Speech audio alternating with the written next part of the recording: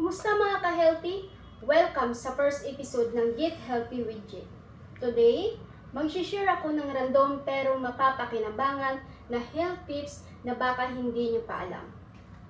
Mga mommies, daddies, at health buddies ko, pag-uusapan natin ang isa sa mga pinakasimple at affordable na ingredients sa ating kusina, itlog. Alam niyo ba na ang pagkain ng isang itlog a day ay mainam para sa kids?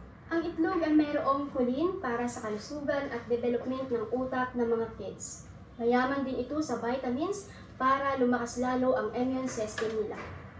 At para sa kids na tutok lagi sa kanilang gadget, may lutein ang itlog para mabuti para sa kanilang mga mata. At syempre, affordable pa ito at madaling lutuin.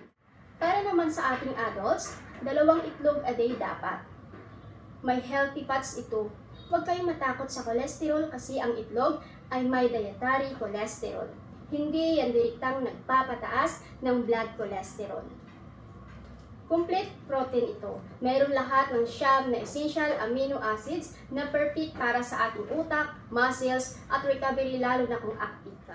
Ayan mga ka-healthy, sana na-inspire kayo today na mag-add ng itlog sa inyong pang-araw-araw na pagkain.